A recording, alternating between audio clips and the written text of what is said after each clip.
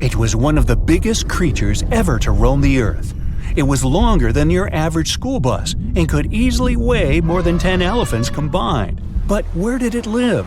How did it end up having this size? And most importantly, why is it extinct nowadays? Let's find out. The Megalodon was the largest predator ever known in our planet's history.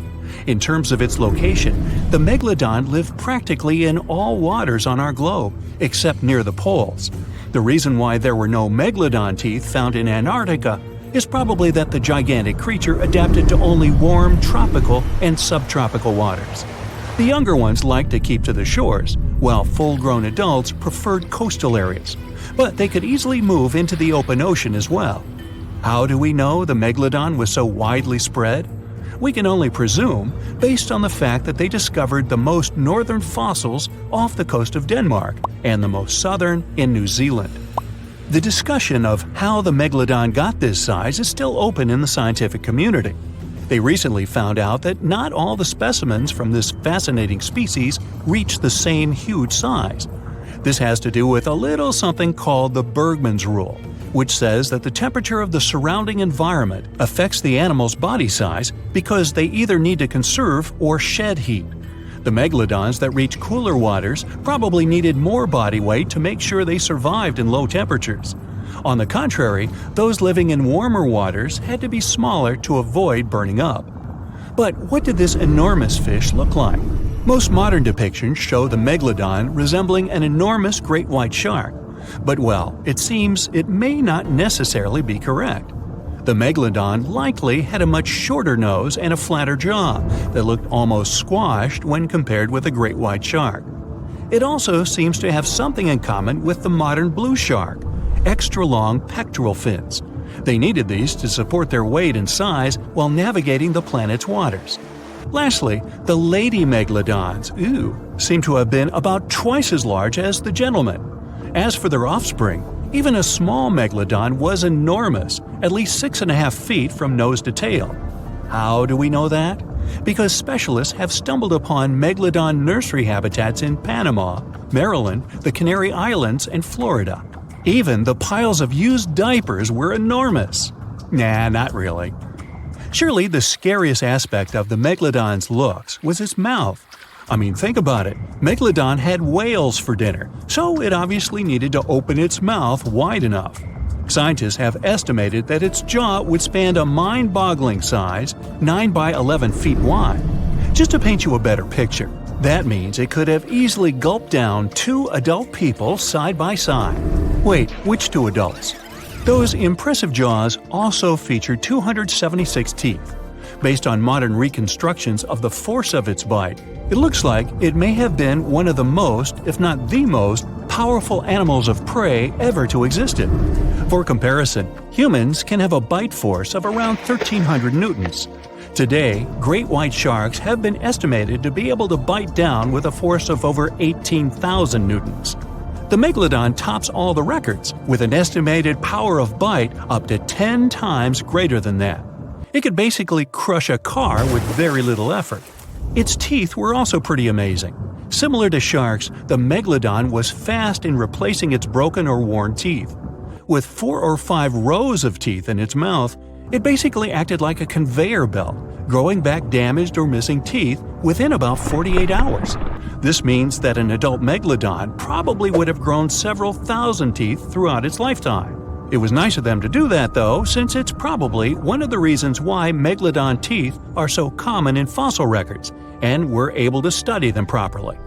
To maintain its impressive physique, the megalodon had to eat somewhere around 2,500 pounds of food per day. Can't wrap your head around that?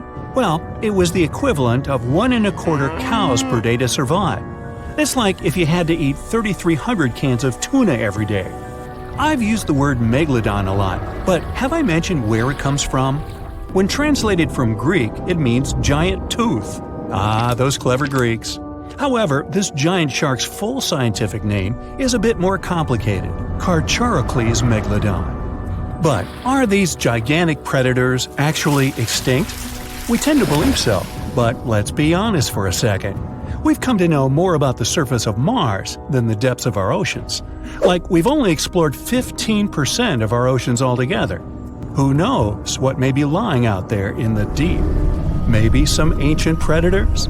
The Mariana Trench is the deepest oceanic trench on Earth. The Challenger Deep, its deepest part, is so deep that you could dip the whole of Mount Everest in there and it would still be over a mile above the surface. That's deep. If a megalodon or two ever needed a place to crash, that would be a discreet enough location. However, the Mariana Trench is not a particularly comfy place to be in. Because it's cold and steeped in total darkness and all. The temperatures here are around 36 degrees Fahrenheit all year round.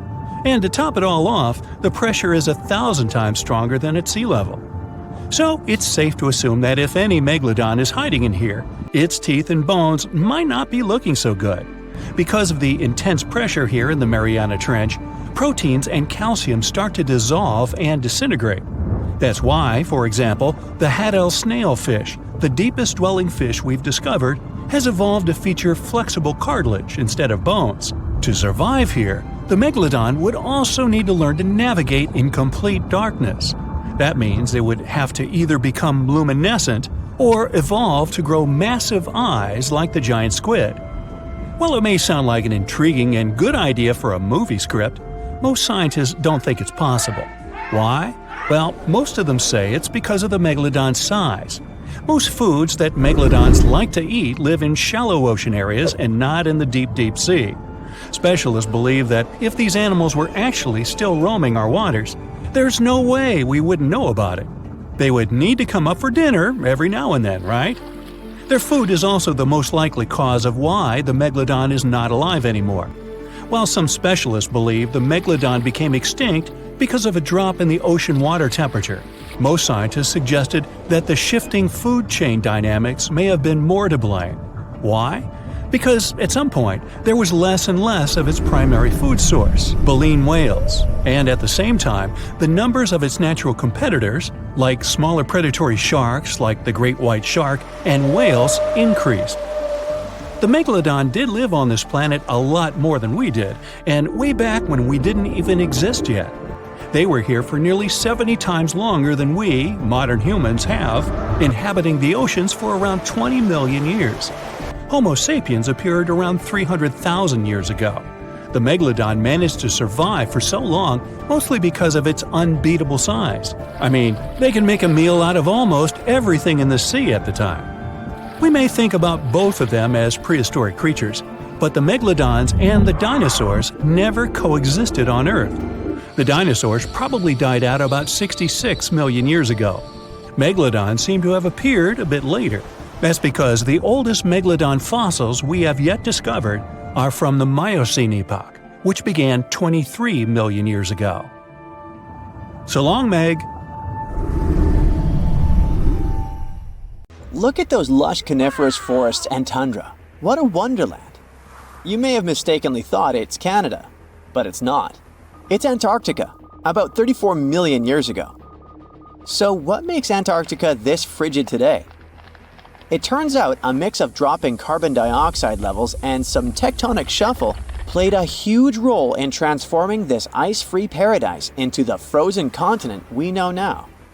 About 50 million years ago, CO2 concentrations were sky-high, strutting around at around 1,000 to 2,000 parts per million.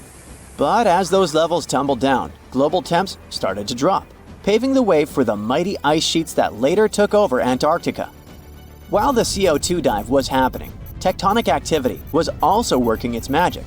The big split between South America and Antarctica opened up the Drake Passage, which created the Antarctic Circumpolar Current. This powerful current acted like a bouncer, keeping warm air and ocean currents from crashing the Antarctic party, and helping keep things rather frosty. If you mix up Australia and Antarctica, you're not that wrong. These two continents used to be one. If you mix up Austria and Australia, it's much worse. By the way, don't fall for the internet myths and memes. There's no help desk in Austria specifically for people who intended to fly to Australia. Now, look at this magnificent Australian pink beach. It's precious, and not in a figurative sense. Those mysterious pinkish sands are actually garnet, and it's widely used in jewelry. Geologists studied those sands and came to the conclusion that the garnet contained there is older than local mountains. That doesn't make sense, right? In fact, it does. You see, Australia didn't used to be this very detached continent as it is now. Many millions of years ago, Australia and Antarctica were part of the supercontinent Gondwana, and glacial erosion released the garnet, which eventually made its way to the beach. These sands formed when South Australia was flat and chill, long before the mountains appeared.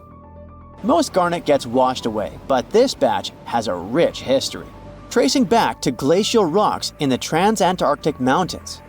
So this pink sand comes from an ancient mountain range hidden under Antarctic ice. Not only does Antarctica ice hide gems like garnet, if you look harder, you might find entire buildings. Sounds insane, but this is exactly what a British explorer did. His name is Chris Brown, and he uncovered an entire building beneath the ice. He was traveling to the pole of inaccessibility, and it all started with a bummer. Chris and his son had their plane broken. Suddenly, they spotted a lone bust peeking out of the snow. This place was an old meteorological station. Despite freezing conditions, Chris and his son Micah had a blast exploring. Chris is on a mission to conquer all 7 earthbound poles of inaccessibility and has tackled 5 so far. I guess you already know that Antarctica is the largest desert on Earth, much larger than the Sahara or the Gobi. Still, despite being the driest continent on Earth, it boasts a seriously weird waterfall. Nestled in the mesmerizing McMurdo Dry Valleys, it's 5 stories tall and looks like it's gushing blood. It's even called Blood Falls. It may look outlandish and even frightening, but its nature can be easily explained. The water that creates this crimson cascade was once a salty lake, but over time, it became sealed off from the outside world when glaciers formed on top of it. Now, this ancient water hanging out 1,300 feet below the surface has cranked up its salt levels to 3 times saltier than the ocean. This salt water is also loaded with iron and gets 0 oxygen or sunlight. When the iron-rich water trickles through a crack in the glacier and meets the air, it rusts up, turning dark red. You may have mistakenly heard that no bug species belongs to Antarctica, but it's not exactly true, because there's this tiny Antarctic midge living there. Plus, there are some spiders too. Those aren't your average spiders hanging out in the darkest corners of your apartment. Those are critters lurking in the chilly darkness of the Antarctic ocean floor. These little marine creepers are actually arthropods and can stretch around 20 inches across. As if that wasn't bizarre enough, they also breathe through little holes in their legs. Quick question. What's the color that you associate most with Antarctica? I'm sure it's white. That's my association too. However, Antarctica may look like a slice of watermelon. That colorful snow comes courtesy of a tough little algae called Chlamydomonas nivalis. When things start to warm up during the Antarctic summer, these little guys release their vibrant red and green spores, painting the snow in wild and funky colors. But it's best to steer clear because that snow is not just a pretty sight. It's also toxic and definitely not edible. Searching for fossils is always a blast, but when you're in one of the most remote spots on the planet, it gets even more exciting. A diverse team of scientists recently hit the mother lode, pulling in over a ton of fossils from ancient marine life, dinosaurs, and birds from the late Cretaceous period, about 71 million years ago. Their adventure kicked off with a flight to South America, followed by a 5-day trek through the infamous Drake Passage. Upon reaching Antarctica, they set up camp using helicopters and inflatable boats. You might be thinking, why dig in Antarctica with all that ice? Well, it turns out there are places where rocks pop up, depending on the season. The team went to James Ross Island, located in the Antarctic Peninsula, and they went there during February and March. And that's one of the few parts of Antarctica where in summer, rocks are exposed, and those rocks can come from the age of dinosaurs. The expedition was a success, as they discovered over a ton of remarkable finds. Next up, the fossils will head to Chile before making their way to Pittsburgh's Carnegie Museum of Natural History. Among their discoveries, they found relics dating back about 71 million years, alongside some around 67 million years old, including plenty of snails, clams, and various marine creatures. Yikes! Look at this creepy sea worm. It could live in LA and be a star in a horror movie, but it chooses to call the chilly waters of the Southern Ocean near Antarctica its home. These worms can grow up to 8 inches long and 4 inches wide, but don't let their spooky exterior trick you. Research suggests they might actually be superheroes in disguise, playing a vital role in keeping ecosystems buzzing. Now, see that head? It's not really a head, it's just a retractable throat that helps this toothy creature chow down on its meals. Antarctica has many creepy critters to offer. Let me introduce you to the Antarctic strawberry feather star. It's not like Patrick from SpongeBob though. It's more like a deep-sea creature straight out of a horror movie. Picture this: 20 wiggly arms, some stretching up to 8 inches, all decked out with these bizarre little bumps. Yikes indeed. Back in 2014, scientists buried 34 seismic monitors in the snow on the Ross Ice Shelf, which is huge. Think of it as an ice slab the size of Texas, just chilling over the Southern Ocean. These clever little machines picked up a nearly non-stop buzzing. Even though our human ears usually can't catch these low-frequency sounds, scientists have worked their magic and made them audible for us. They even shared the creepy audio online. A glaciologist from the University of Chicago says that if you could hear this vibration, it'd sound like a swarm of cicadas taking over the backyard in late summer. But these glacier explorers weren't trying to capture spooky tunes. They're actually on a mission to monitor the Ross Ice Shelf because things are heating up, literally, and the ice is melting faster than ice cream on a hot day. Ice shelves are like Earth's safety plugs, keeping all that massive ice from surging into the ocean. So what exactly is making all that noise? It's likely just strong winds whipping across ice dunes, creating a kind of natural vibration. The Megalodon was the biggest shark to ever live. Not only that, it's one of the biggest fish and the largest predator in Earth's history. Over 3 times longer than the biggest great white shark on record, the females have also been found to be twice the size of the males. The Megalodon could swallow a small car without even touching its teeth, if cars had been around then. In fact, the Meg was so big and powerful that it had no natural predators. It was the uncrowned king of the seas, swimming freely from ocean to ocean. This cosmopolitan creature was found all over the world, from America to Europe and Australia and Japan, assuming there were countries back then. Meg fossils have been found on every continent except Antarctica. Everybody skips Antarctica. Science tells us that the Megalodon went extinct over 3.6 million years ago, but could they still be alive at the deepest depths of the ocean? The fearsome name, Megalodon, comes from 2 Greek words, megas, meaning big, and odont, meaning tooth. Combined, they mean big tooth, and it certainly lived up to its name. Just one of its chompers is the same size as a human head. It had 276 humongous teeth in total, across 5 terrifying rows. In all of history, only a couple of saber-toothed cats and the T-Rex had consistently bigger teeth. Now that's a showdown I'd like to watch. The Megalodon vanished millions of years ago, leaving only huge teeth to be found by modern archaeologists. Only around 80% of the ocean has been explored, so who knows what's lurking at the bottom. If you did manage to make it down, it's unlikely that you'll run into Meg though. The sharks, like us, preferred warm coastal waters.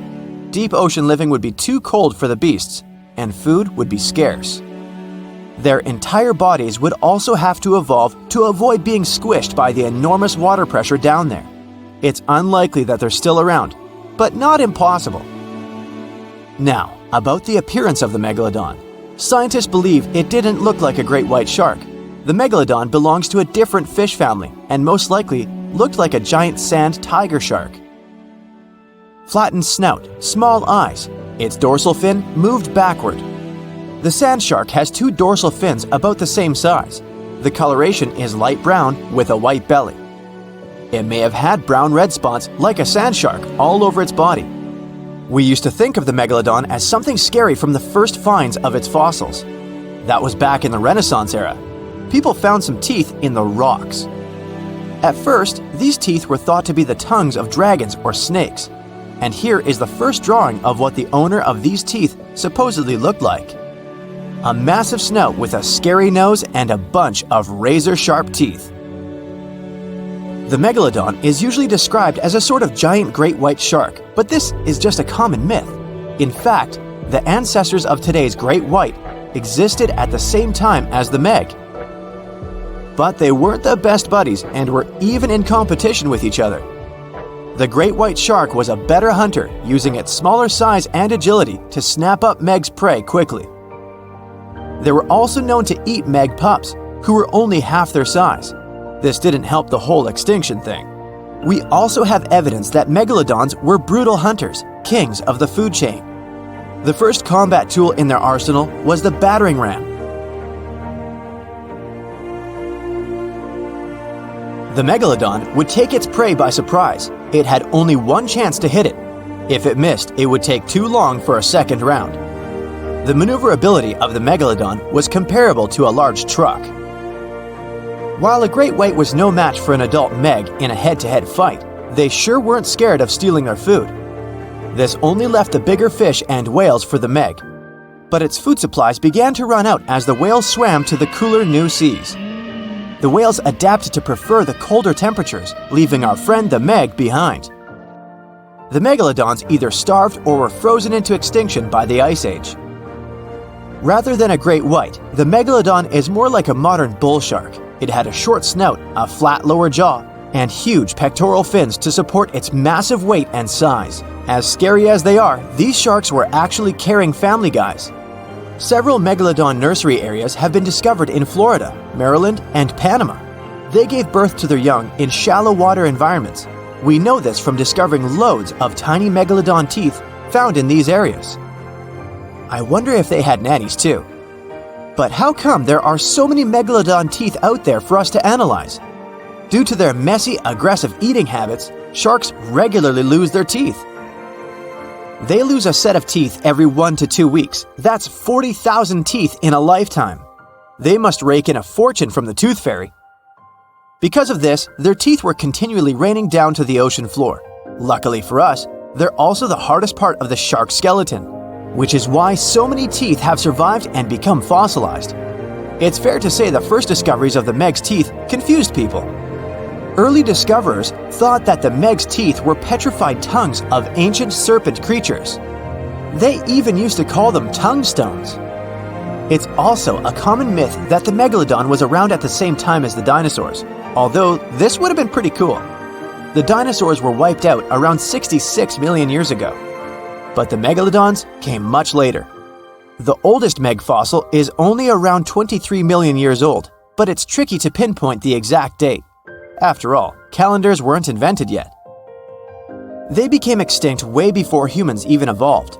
The earliest Homo sapiens, which is a fancy name for the first humans, emerged about 2.5 million years ago. But what if the megalodon shark didn't go extinct? Whale populations have dropped drastically since these guys were last around, so there'd be way fewer whales for them to chomp down on. Whales have also gotten a lot smarter and learned new defensive moves, making them way harder to take down. It's estimated that they ate around 12 tons of food each day. The Kraken is a colossal squid, a legendary sea monster, the biggest hunk of calamari you ever saw. And if this monster had existed, the world would have changed beyond recognition. The Kraken has powerful tentacles, solid muscles with suckers at the end. They're impossible to escape. The Kraken can break a ship in half, or just pull it down into the depths. But the worst thing about the Kraken is its size. According to old sailors' stories, its size is almost 10 soccer fields. Hey, maybe the Kraken could play soccer. The Kraken legends said the monster was so giant that sailors mistook it for a small island. In past centuries, it would have been impossible to defeat such a beast. If the Kraken existed in reality, it might have had offspring. Yeah. In all the world's oceans, there would be giant monsters that could sink any ship. It's unlikely that the Kraken would have competitors in its habitat, so its population would grow strongly.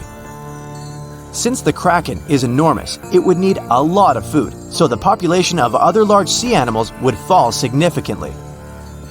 Blue whales, great white sharks, other giant squids, all the big sea creatures would be endangered.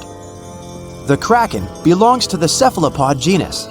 This species includes squid and octopus, some of the most intelligent creatures on the planet. The Kraken is a skilled hunter and will never fight in the open.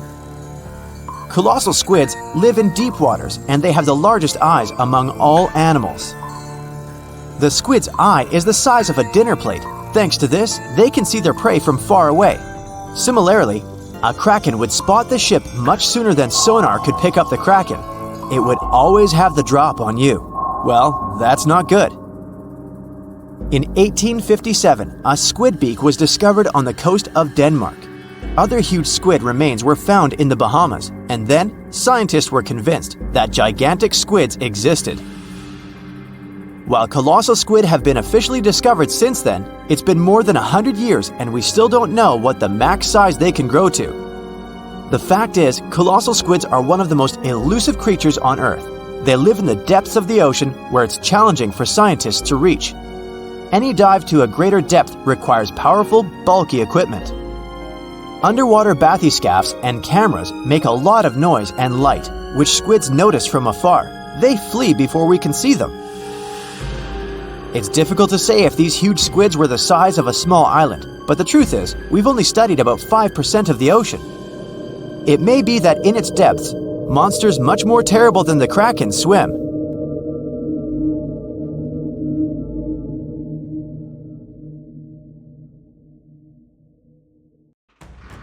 In 2021, while drilling about 11 feet beneath the surface of permafrost in northeastern Siberia, researchers uncovered a 24,000-year-old frozen life form. And then, they brought it to life. Before cloning it, or better said, it cloned itself. This might sound like the beginning of a sinister horror story, but don't worry, it's actually quite the opposite. What scientists unearthed was a microscopic frozen organism that could fundamentally reshape what we think about evolution and survival. The uncovered tiny creatures are called bedelloid rotifers, microscopic animals with little wheel-like mouths that they use both for moving and feeding. They were first discovered in 1696 and are fairly common in freshwater environments around the world, with a few saltwater species. They might seem unremarkable, but scientists have been studying them since early microscopes made it possible to actually see them. Because even though there are only a few dozen microns wide, they're surprisingly complex, with brains, guts, muscles, and reproductive systems. Could it be that within that complexity lies the secret to ultimate resilience, maybe even for us humans? Let's break it down. These creatures are extremophiles. That means they can survive being completely drained of water at any point in their life cycle, then lie dormant until rehydrated. But that's not all. They can also persevere through some of the harshest conditions on Earth, or in outer space, or even being stuck in the Siberian permafrost wasteland for tens of thousands of years. This is possible because they can enter cryptobiosis, a condition where organisms pause their metabolism and become nearly inactive. It may sound sciencey, but actually, some of the everyday products we eat are stored in a fridge thanks to this phenomenon. Take yeast, for example. Live yeast cells are surrounded by a protective layer made of dead cells and some nutrients. You can keep yeast at room temperature, but if cryptobiosis comes into play, in the form of your fridge or freezer, it stores much better and longer.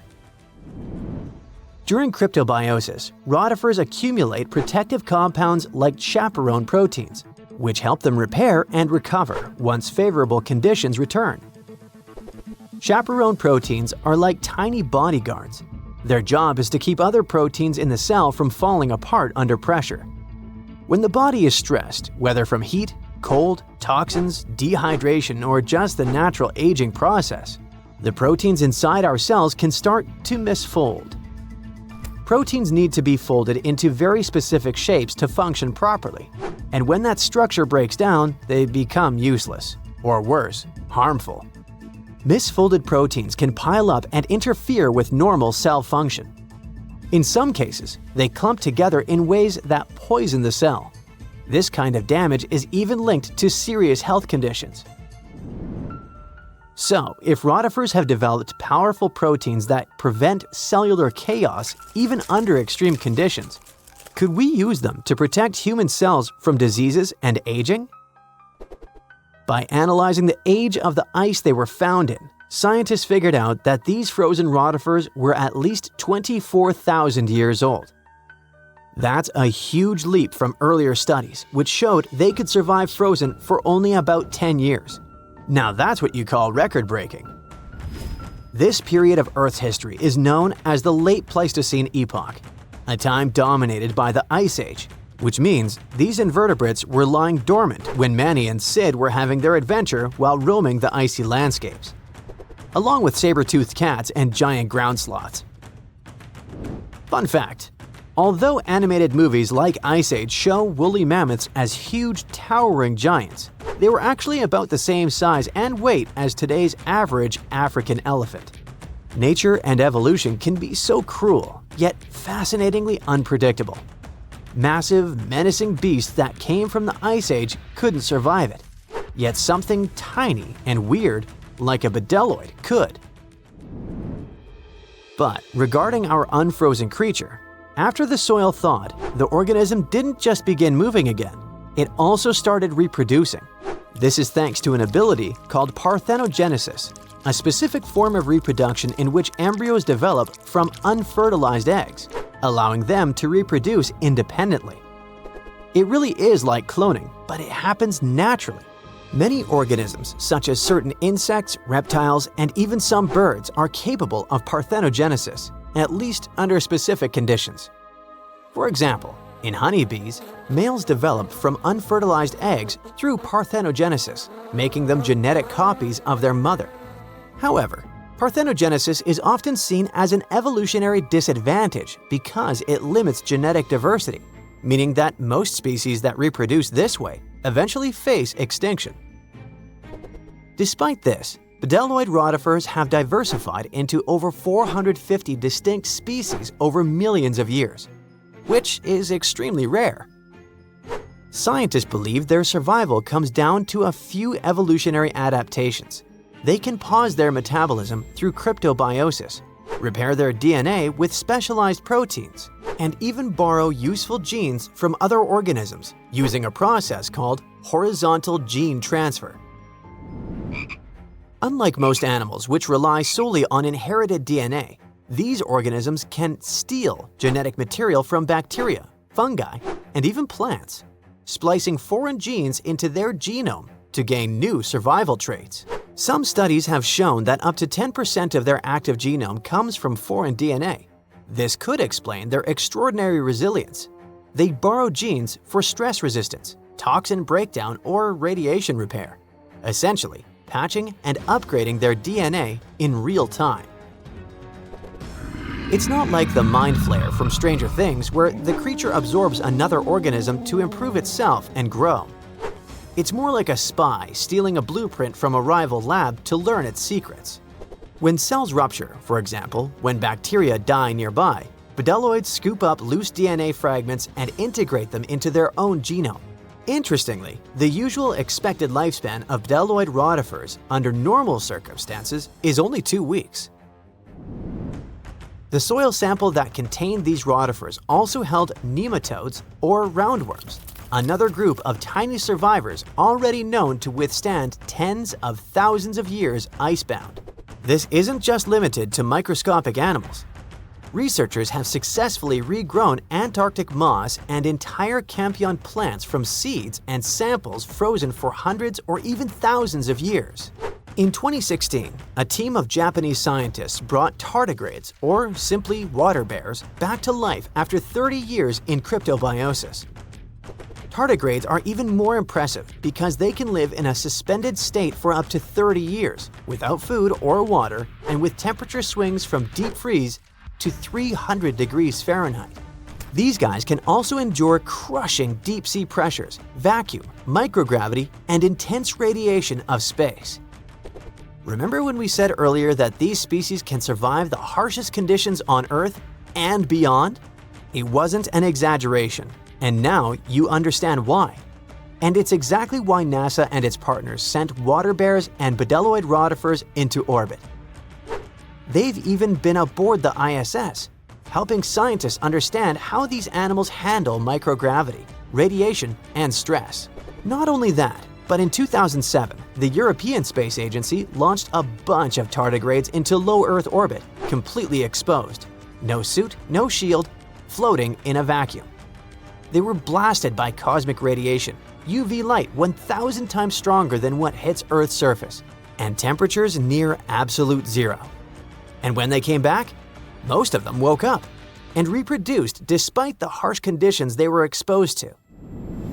This ties into an old theory called panspermia, the idea that life didn't originate on Earth but arrived here, locked in space dust or trapped inside a meteorite. Before, maybe it sounded like a fringe science, but when organisms can brush off cosmic radiation, then it doesn't seem so far-fetched, does it? What about humans? Does this mean we now fully understand the way hibernation works and are close to putting humans in this state? Sorry for spoiling it for you, but it still feels more like science fiction. However, researching rotifers, water bears, and similar organisms can lead to massive breakthroughs in other fields. Their resilience might be a blueprint for medicine, for reshaping what it means to age, maybe even to pause life itself, or extend it. We're talking real, practical innovations, from better preservation of human organs for transplantation to drugs that slow aging at the cellular level. And yes, maybe even cryogenic hibernation, long enough to make interstellar travel possible. The water is bubbling under the fishing boat as if something is coming up out of the water. It gets closer and closer. The water seems to boil. Suddenly, you see giant jaws and glistening teeth. Seconds later, a huge shark jumps out of the water and crushes the boat in one bite. It was the Megalodon, the largest fish that ever existed on Earth. Now, we pictured the Megalodon as this, an enlarged version of the white shark for a long time. But scientists continue to argue about its appearance. So far, they agree that the image of this giant shark was wrong. Here's the data that scientists are sure of. Size, about 50 feet long. That's as big as a school bus and comparable to the length of a subway car. 8.5 times the height of an average person. Let's compare it to the modern white shark. The Megalodon is 3 times bigger, but that's just a rough estimate. We don't have a fully preserved skeleton of the Megalodon. That's because it didn't have any bones, but cartilage. Not much of that left in the 3.6 million years since the Megalodons went extinct. All that survived were teeth and a few vertebrae. By comparison, dinosaurs went extinct about 66 million years ago. But their solid bones are perfectly preserved, and we have many different examples of their skeletons. Scientists have calculated the size of a megalodon based on its teeth and jaw. Now, this is one tooth. It's about 7 inches long, bigger than the palm of your hand, and 3 times the size of a modern white shark's teeth. The megalodon jaw was 6 feet wide and chalked up 5 rows of teeth, a total of 276 razor-sharp chompers. The other preserved remains are the vertebral column. It consists of 150 vertebrae, each 6 inches wide. They contain much calcium because, well, megalodon love fresh cold milk. Nah, it's because the vertebrae had to withstand the enormous mass of a giant shark. Based on those fossils, scientists created a model and calculated only the approximate size of the megalodon. But it could hardly have been any bigger. It's all about breathing. The bigger the fish, the more oxygen it needs, which means a larger gill area. That's the organ that filters the water and collects oxygen. If the megalodon were any larger, it would have trouble breathing. So, scientists believe that 50 feet is the maximum size of an individual. On average, they were a few feet smaller. Whew. Now, let's talk weight. On average, one megalodon weighed about 30 to 35 tons. By comparison, a white shark weighs 1 ton, which is 30 times less. Hey, trust me. A school bus is 4 times lighter at 7.5 tons. The weight of a megalodon can be compared to an empty Boeing 737. But the modern blue whale beats the megalodon in size and weight. 98 feet long versus 50, almost twice as long. Blue whale's weight is about 180 tons. That's like 6 megalodons or 6 passenger planes, or like 33 adult elephants. Hey, don't you love the comparisons? Now, about the appearance of the megalodon. Scientists believe it didn't look like a white shark. The megalodon belongs to a different fish family and most likely looked like a giant sand tiger shark. Flattened snout, small eyes. Its dorsal fin is moved backwards. The sand shark has 2 dorsal fins about the same size. The coloration is light brown with a white belly. It may have had brown-red spots like a sand shark all over its body. We used to think of the megalodon as something scary from the first finds of its fossils. That was back in the Renaissance era. People found some teeth in the rocks. At first, these teeth were thought to be the tongues of dragons or snakes. And here's the first drawing of what the owner of these teeth supposedly looked like. A massive snout with a scary nose and a bunch of razor-sharp teeth. We also have the evidence that megalodons were brutal hunters, kings of the food chain. The first combat tool in their arsenal was the battering ram. The megalodon was a slow swimmer, though. It could only accelerate up to 11 miles per hour. In comparison, the modern white shark can reach 35 miles per hour in a dash for its meal. The fastest human swimmer could only go 6 miles per hour. Well, good luck with that. But the megalodon had incredible mass. Though slow, its battering ram had tremendous power. The megalodon would take its prey by surprise. It had only one chance to hit it. If it missed, it would take too long for a second round. The maneuverability of the megalodon was comparable to a large truck. But if the ram was successful, the prey was stunned and couldn't move. At this point, the megalodon aimed at vulnerable spots, like the fins and tail of the prey. Scientists have found many ancient whale remains with megalodon tooth marks. It turned out that the giant shark knew where its prey's vital organs were located and could strike at them. When the prey was immobilized, the megalodon bared its teeth. An adult person could easily fit into its open jaw at full height. And according to various estimates, the bite force of the megalodon was almost 11 tons. Now imagine the weight of 3 SUVs concentrated at the tip of a sharp tooth. That's 9 times the power of the largest white shark bite, and 6 times the power of the modern record holder for biting, the saltwater crocodile. Here, look at a map of where the remains of the megalodon were found. South and North America, Europe, Asia, Australia. It was the master of all seas and was comfortable anywhere on our planet. We've even found some remains of the giant shark in freshwater sediments. Perhaps it wasn't afraid to enter rivers to hunt. Now, other scientists say that maybe the megalodon wasn't even a predator, all because of its size. It couldn't swim fast. It couldn't even make short dashes like the white shark. If prey tried to escape, the megalodon didn't rush into pursuit because it could never catch up with it. Another problem is the skeleton of the megalodon. The cartilage is weaker than the bones, so the musculature of the giant shark was not as massive and robust in the first place. The megalodon may even have been a scavenger and never got into fights. This is one of the reasons why ancient sharks became extinct. Megalodons like shallow, warm waters, with temperatures ranging from 53 degrees Fahrenheit. But over 3 million years ago, the climate turned colder. This deprived the megalodons of territories and plenty of food. The primitive whales that had been the main diet of the giant sharks began to disappear. Faster predators took the remnants of food. The megalodon started to starve. In evolution, a new player entered the field, the toothed whales, ancestors of the modern killer whales. They lived in packs and had bigger brains than the megalodon. So, over time, they started to compete with the megalodon. They took advantage of its clumsiness. A group of killer whales could easily win a competition against a giant shark. Many scientists believe this was the reason for the disappearance of the largest shark in the world. But there are theories that the Megalodon is still alive and roaming the dark waters of our planet. Several Australian fishers have allegedly encountered a shark of incredible size, but no one can confirm these testimonies. Fans of this theory believe that giant sharks can hide in deep waters away from human eyes. In the Mariana Trench, for example, it's the deepest place on our planet.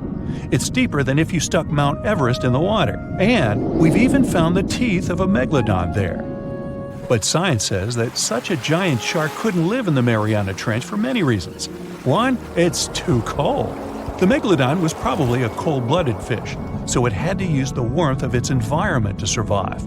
But the water in the Mariana Trench is cold, about 40 degrees Fahrenheit. That's because the deeper down, the less sunlight gets in there. The second reason is pressure.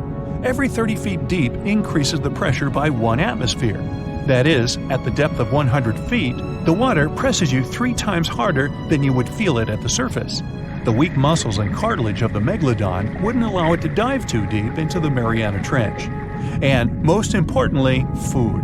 The farther from the ocean's surface, the fewer living organisms. Megalodons used to eat primitive whales, ranging from 10 to 20 feet.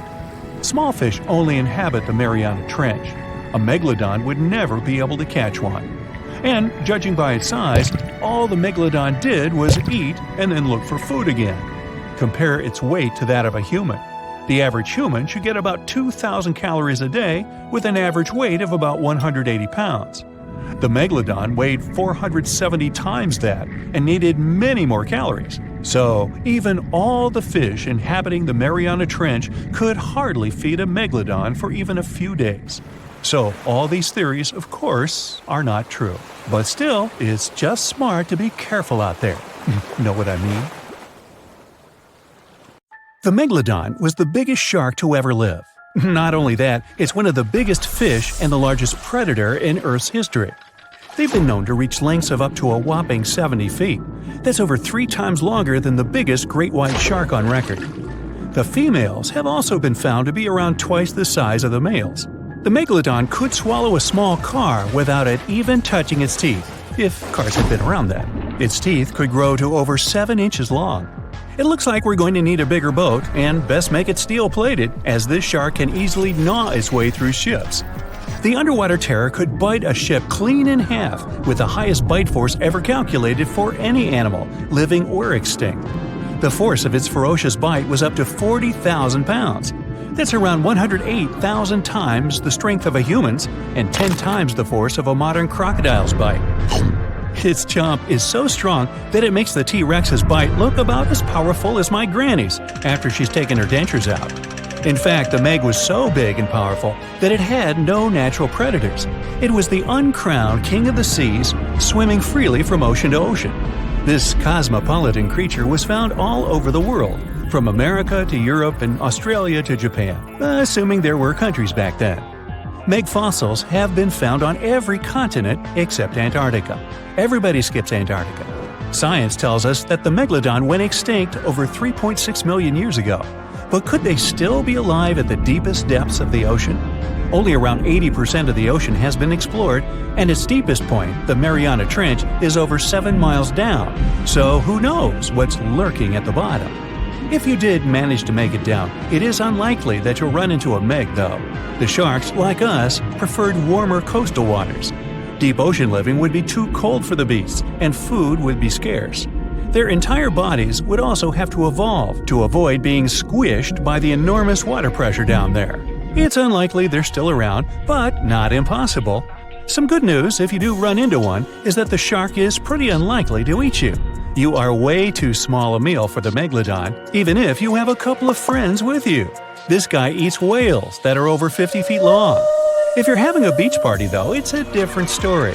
In a beach full of swimmers, the shark very well might creep up, scooping several humans into its giant mouth without even chewing. But wait, let's rewind. How does the shark take down a 50-foot whale? It first bites off its fins, making the whale unable to swim away. It then casually munches it down piece by piece. Because of their size, sharks had to consume over a ton of food every single day just to sustain themselves, like me. All that food made the megalodon extremely heavy. They range from anywhere between 50 to over 100 tons. For context, that's around the same as 7 to 16 adult male African elephants. To fit all this food in, their jaws had to open pretty wide. A megalodon's jaw could span 9 by 11 feet wide. That's easily big enough to swallow 2 adult humans side by side. The fearsome name Megalodon comes from 2 Greek words, mega meaning big and odont meaning tooth. So combined, they mean what? Big tooth. And it certainly lives up to its name. Just one of its chompers is the same size as a human head. It had 276 humongous teeth in total across 5 terrifying rows. In all of history, only a couple of saber-toothed cats and the T-Rex had consistently bigger teeth. Now that's a showdown I'd like to watch. The megalodon vanished millions of years ago, leaving only huge teeth to be found by modern archaeologists. They literally disappeared with very few traces left. Scientists believe that over time, sea levels dropped and the ocean temperatures went down rapidly. Over a third of all marine life was wiped out as the oceans cooled, and a number of animals at the bottom of the food chain plummeted. This had a catastrophic effect on the hungry predators at the top. Sorry guys. It became way too cold for these sun-loving sharks too, which made it difficult for them to reproduce since they gave birth in warm waters. The megalodon is usually described as a sort of giant great white shark, but this is just a common myth. In fact, the ancestors of today's great white existed at the same time as the Meg. But they weren't best buddies, and were even in competition with each other. The great white shark was a better hunter, using its smaller size and agility to snap up the Meg's prey quickly. They were also known to eat Meg pups, who were only half their size. This didn't help the whole extinction thing. Even infant megalodons were huge, coming in at just under 7 feet. While a great white was no match for an adult Meg in a head-to-head fight, they sure weren't scared of stealing their food. This only left the bigger fish and whales for the Meg, but its food supplies began to run out as the whales swam to the cooler new seas. The whales adapted to prefer the colder temperatures, leaving our friend the Meg behind. The megalodons either starved or were frozen into extinction by the Ice Age. Rather than a great white, the megalodon is more like a modern bull shark. It had a short snout, flat lower jaw, and huge pectoral fins to support its massive weight and size. As scary as they are, these sharks were actually caring family guys. Several megalodon nursery areas have been discovered in Florida, Maryland, and Panama. They gave birth to their young in shallow water environments. We know this from discovering loads of tiny megalodon teeth found in these areas. Gee, I wonder if they had nannies too. But how come there are so many megalodon teeth out there for us to analyze? Well, due to their messy, aggressive eating habits, sharks regularly lose their teeth. They lose a set of teeth every 1 to 2 weeks. That's 40,000 teeth in a lifetime. They must rake in a fortune from the tooth fairy. Because of this, their teeth were continuously raining down to the ocean floor. Luckily for us, they're also the hardest part of a shark skeleton, which is why so many teeth have survived and become fossilized. It's fair to say that the first discoveries of the Meg's teeth confused people. Early discoverers thought the Meg's teeth were petrified tongues of ancient serpent creatures. They even used to call them tongue stones. It's also a common myth that the megalodon was around at the same time as the dinosaurs, although this would have been pretty cool. The dinosaurs were wiped out around 66 million years ago, but the megalodons came much later. The oldest Meg fossil is only around 23 million years old, but it's tricky to pinpoint the exact date. After all, calendars weren't invented yet. They became extinct way before humans even evolved. The earliest Homo sapiens, which is a fancy name for the first humans, emerged about 2.5 million years ago. But what if the megalodon shark didn't go extinct? Whale populations have dropped drastically since these guys were last around, so there'd be way fewer whales for them to chomp down on. Whales have also gotten a lot smarter and learned new defensive moves, making them way harder to take down. It's estimated that they ate around 12 tons of food each day. If they were still around and eating that much, they'd be forced to eat smaller fish, and there'd be barely enough big fish for us humans to survive on. The naughty megalodons would also be able to track fishing boats and steal the fish that they worked hard to collect. It's safe to say we'd see a lot less fish in the aisles of your neighborhood supermarket. As our ocean temperatures are heating up again, the sharks would also thrive and reproduce faster than ever. There'd be more and more of these giant eating machines in the water, reducing our fish supply even more. It would also cause massive problems for cargo ships and cruising vessels. Imagine coming into contact with one of these bad boys while you're sunbathing on the deck. Even beachgoers would be hard hit. Megalodons give birth in shallow waters, so many of our favorite beaches would quickly become dangerous shark nursing grounds. Hey, where did that beach volleyball game go? They were playing just a moment ago.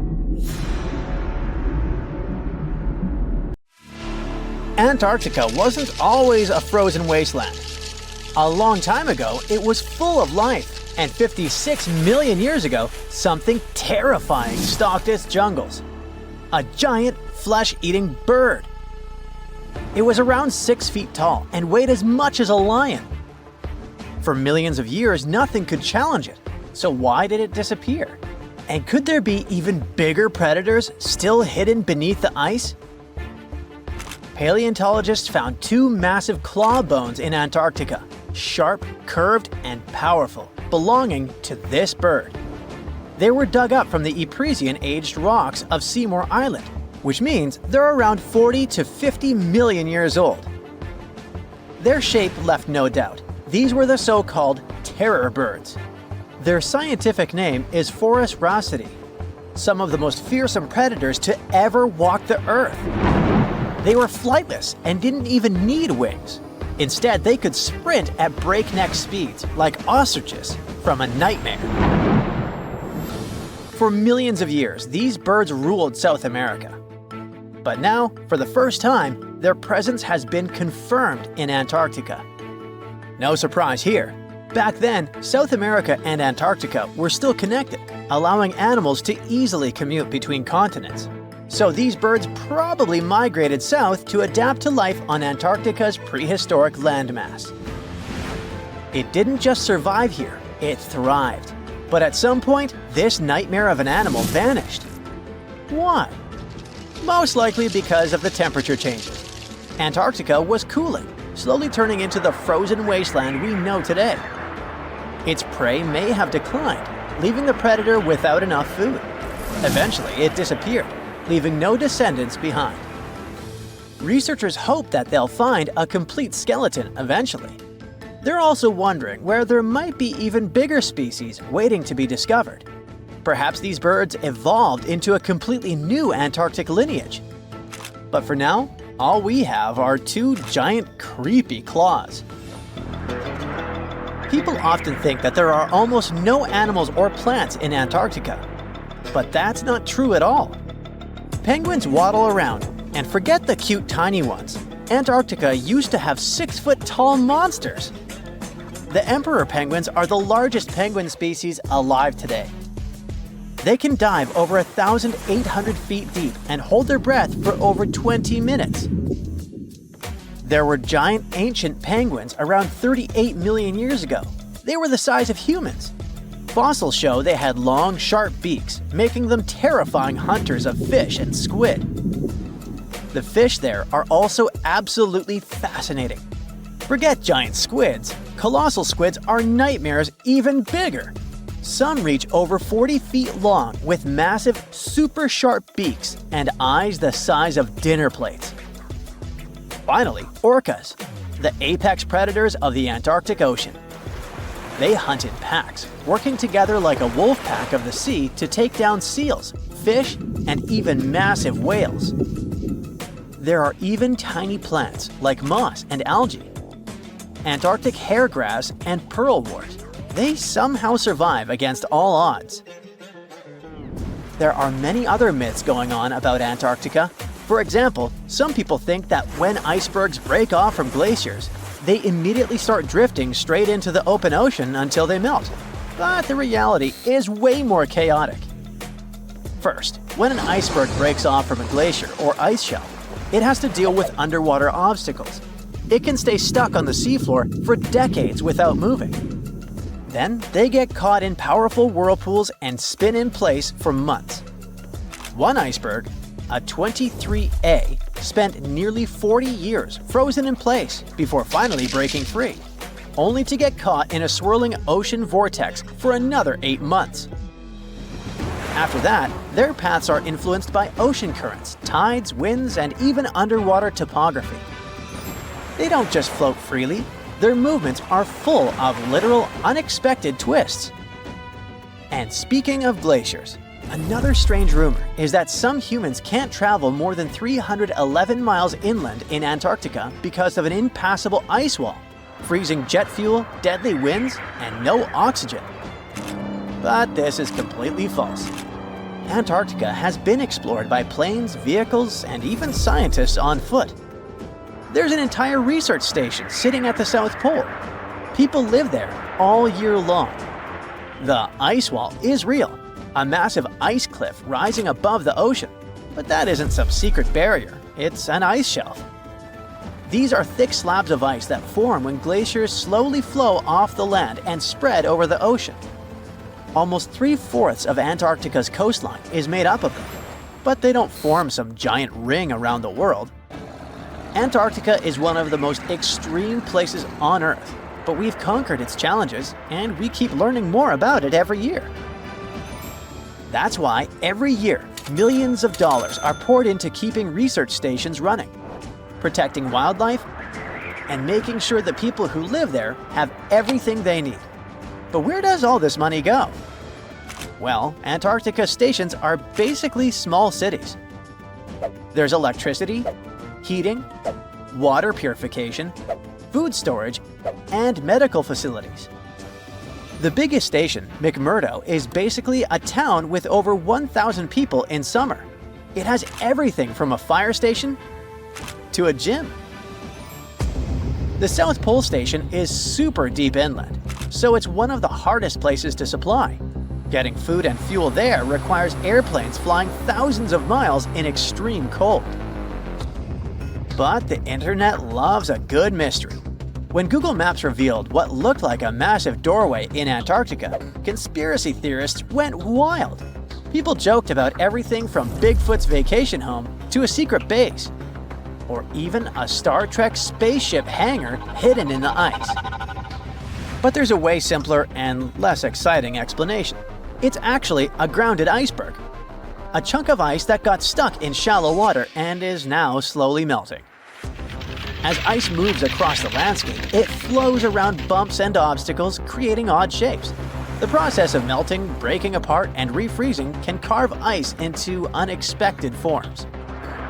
Antarctica also has incredibly strong downward-blowing winds that sculpt ice into dramatic formations over time. No secret doorway, unfortunately. And speaking of doors, for years, Ushuaia, Argentina, has been called the gateway to Antarctica. The last stop before the icy continent. The place where expeditions begin. But there's another option. Punta Arenas, Chile. Let's compare them. Ushuaia is closer to Antarctica. It's the top departure point for tourists going on cruises. But no regular flights to Antarctica. No major scientific bases operating from here. It's basically controlled by the military, which refuses to allow private flights, only commercially operated ships. Yes, Punta Arenas is further from Antarctica, but 22 countries and global organizations use it as their main base. There are regular flights to Antarctica happening there every year. Private airlines can actually operate here, making it the real air connection to Antarctica. Ushuaia may have the best location physically, but Punta Arenas actually runs the show. Argentina made a huge error in picking its Antarctic airbase. Instead of setting up a simple, accessible base at sea level, they built Marambio Base, very high on rough terrain, completely impossible to reach by land. Everything has to be flown in by helicopter, making operations slow, expensive, and frustrating. For 50 years, Argentina stubbornly stuck to this bad decision, while Chile set up efficient, well-planned bases that the world now uses. If things don't change, Ushuaia will be nothing more than a tourist stop. But what's terrifying is that Antarctica seems to be returning to its past. It's supposed to be the coldest place on Earth, but something shocking happened just recently. For the first time in recorded history, temperatures in Antarctica broke 68 degrees Fahrenheit. This continent is buried under miles of ice. Usually, temperatures there can drop to minus 112 degrees. But in the winter of 2020, scientists recorded an insane 69 degrees on Seymour Island, hotter than many places in Europe at that time. Scientists believe there are several reasons for that. First, there are changes in the way heat moves around the planet's waters. Second, melting permafrost due to the planet warming. It looks like the climate is changing faster than expected. Consider Lake Enigma. What a fitting name. It's already strange enough because it's not even supposed to exist. But now, we stumbled upon actual life deep beneath it. And this just might help NASA in their search for life in outer space. The lake lies deep in the icy heart of Antarctica, so it's not really a water pool like we're used to, more like a lake-like block of ice, or so we thought. Just recently, Italian scientists discovered a secret that had been buried for ages, an actual body of water, and in this water, life is thriving. Various microorganisms, and even some weird little hunters, which is super weird, since Enigma sits in a remote and harsh corner of our planet, the northern Victoria Land in Antarctica. The entire South Pole is cold, but in this place, temperatures can plummet to a horrifying minus 41 degrees Fahrenheit, though on average it's around 7. Chilly. Like we said, this lake shouldn't even be there at all. Antarctica is technically the largest desert on Earth, even though it's covered in snow, because it's super dry. There are zero rains, truly little snowfall, and the sun barely evaporates anything. And even if there is some water, the insane winds make sure to dry everything out super quickly. Putting on our thinking caps, this lake should lose an unimaginable 7 million cubic feet of water every year. Yet, the water remains. Why? No one knows. Scientists say there could be something deep underground that refills it constantly. They just have no idea what that might be. Maybe deep underground rivers, melting ice, or something else entirely. But hence the name, the Enigma Lake. The block of ice we mentioned is permanent and super thick, at least 36 feet of it, and that's higher than a 3-story building. So researchers decided to check out if there's anything beneath it. They used a so-called ground-penetrating radar, a super smart echo detector for the ground. This radar sends invisible radio waves into the Earth. When they hit something underground, like rocks, water, or anything else, they bounce back to the device. By measuring how long it takes for the signal to return and how strong they are, we can determine the distance and what exactly the radar hit. That's how animals like bats, whales, and dolphins can see underwater. And we humans stole this cool nature idea to research buried structures and hidden caves. Scientists used this device all over the Enigma surface. This way, they were able to create an entire map of this under-ice world beneath. The water itself wasn't surprising. It's the unique ecosystem in it that shocked them. Unfortunately, no secret monsters or extraterrestrial secrets this time. But there are microorganisms there that may not exist anywhere else on Earth. Somehow, these creatures have managed to survive in complete isolation and extreme cold. It's not that we don't know these microorganisms, we've met them before, just not exactly like this. There are a couple groups hanging out down there. The first one is Bacteroidota. They love breaking down complex molecules, especially in your stomach, and help digest tough plant fibers. They mostly hang out inside us, but in the outside world, we might occasionally find them in soils and oceans. Then Actinobacteriota, genius chemists among bacteria. They decompose organic materials and help the soil get healthier. They're also famous for producing antibiotics, so we owe a lot of our medicine to them. The third one is Pseudomonadota. These guys weren't a surprise. They're crazy adaptable. They can thrive pretty much anywhere, from soil to water to the human body. Some of them are good, helping plants grow and in nutrient cycles, but others can be opportunistic pathogens. Bad guys. But what is actually a surprise is that Lake Enigma has tons of passibacteria. They're ultra-small even for microorganisms and can barely do anything themselves. So they prefer to live in symbiosis or be little parasites, relying on their hosts for nutrients and other necessities. All these little chompers might be ancient. They could be remnants of a time before the lake froze over completely, which is hundreds of thousands of years ago. It's simply weird to encounter these bacteria in the Enigma Lake, especially the little parasites. Paticibacteria usually love low-oxygen environments, but this lake is very oxygen-rich, not even mentioning an almost 40 feet of ice above. So all this means that even though we know who these guys are, this specific species might be new to us. They could have evolved with some unique adaptations and abilities using the lake's unusual chemistry. They probably rely on a super simple and delicate food web. Some of the microorganisms produce energy from light, well, whatever light gets down there, or the lake's chemicals. The symbiosis guys most likely survive by living on or inside their neighbors. Yep, these microscopic creatures hunt each other. Nope, things can't be peaceful even in a place like that. If we find out what their secret to survival is, we might learn more about chemistry, medicine, and even extraterrestrial life. Because if life can endure such extreme conditions, then it can probably appear pretty much anywhere, including our closest neighbors, Europa or Enceladus, the moons of Jupiter and Saturn. They definitely hide oceans beneath their frozen surfaces, and now there's a very high chance there might be some life there. Antarctica must be the closest thing we have to extraterrestrial exploration before we actually land on other planets. It's full of hidden mysteries and surprising creatures.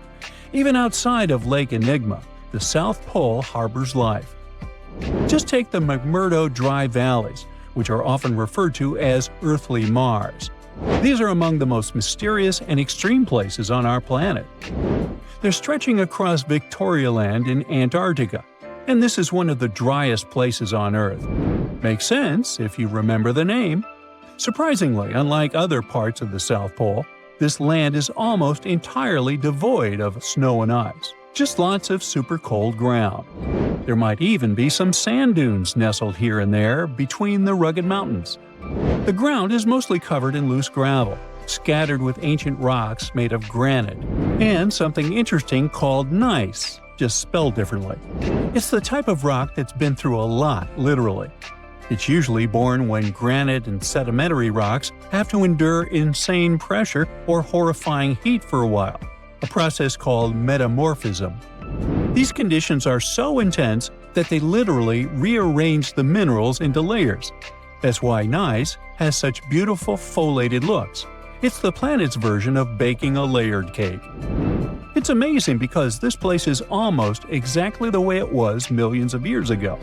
These valleys are frozen in time, and they give us a little glimpse into Earth's distant past. And that includes life.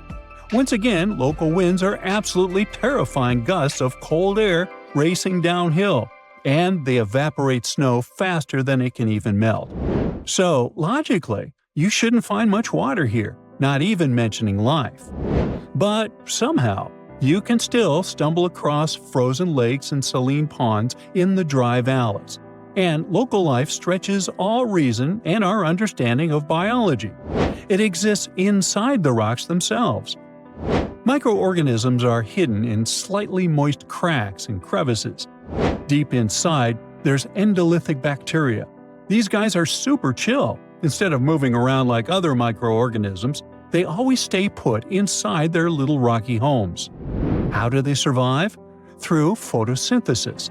Just like plants, they take teeny tiny parts of light that gets in crevices and acts like little solar panels, getting energy from the sun. Meanwhile, in another place, beneath the Taylor Glacier, there's bacteria that literally doesn't eat anything. Not comfort, not sunlight, not even oxygen. These guys rely on a diet of dusty rocks and sulfur to fuel their weird metabolisms.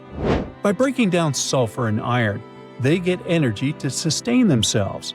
This way, they easily survive in deep seas at sub-freezing temperatures, completely cut off from sunlight, oxygen, and the world itself. This place is fascinating for both its life and the lack of it.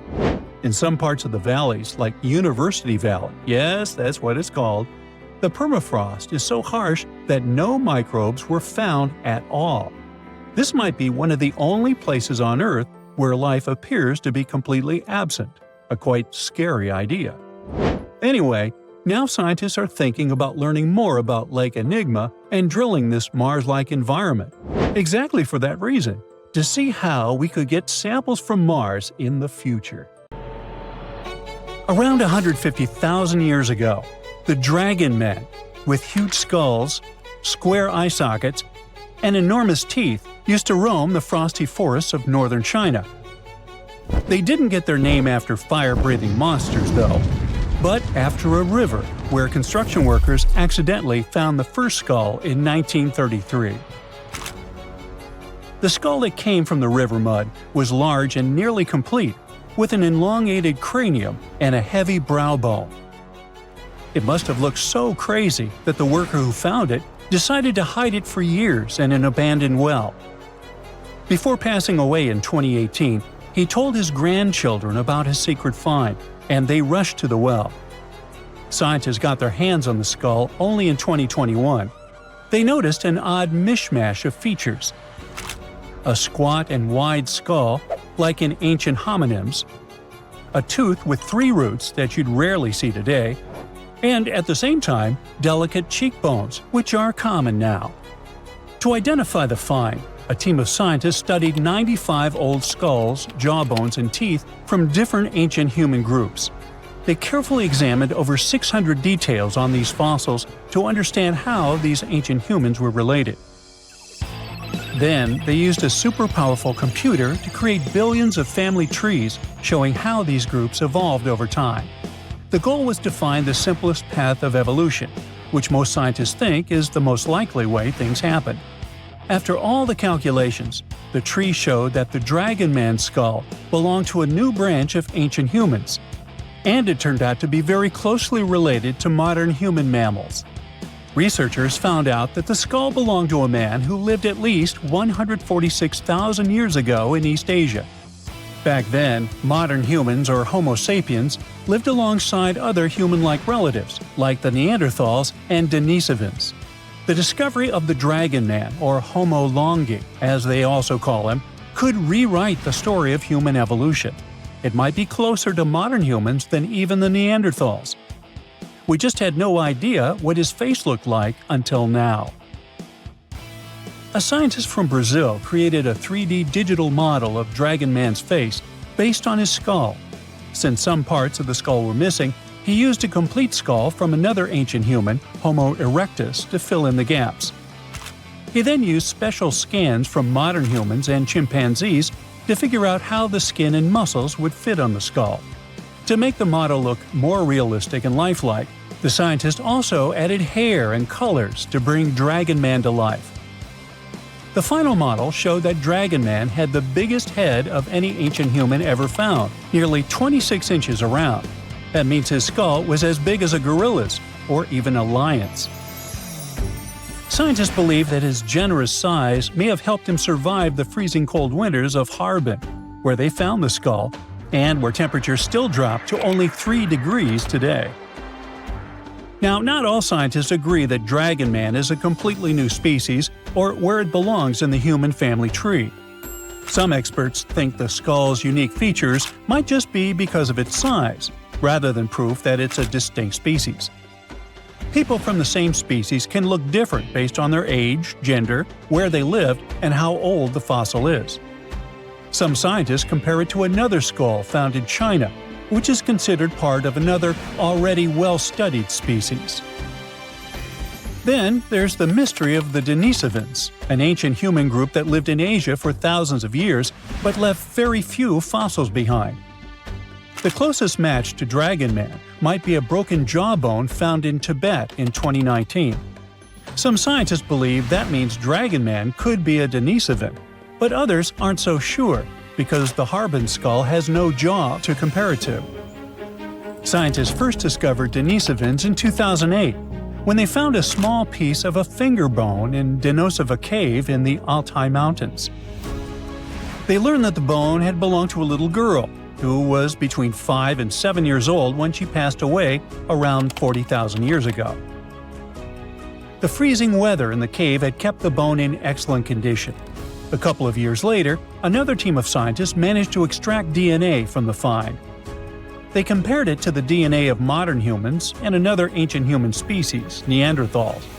Her DNA was similar to both, but it was also different enough to show that she was part of an entirely new species of humans. No one had known about this group before. The scientists decided to name it Denisovans, after the cave where they found her tiny finger bone. Later, they discovered 3 more Denisovan fossils, including some teeth also inside the same cave. Researchers still aren't sure where the Denisovans came from, but one idea is that they were related to Homo erectus. These were the earliest humans who looked a lot like us, with long legs and shorter arms, making them great walkers. About 700,000 years ago, some of them left Africa and traveled all the way to Eurasia.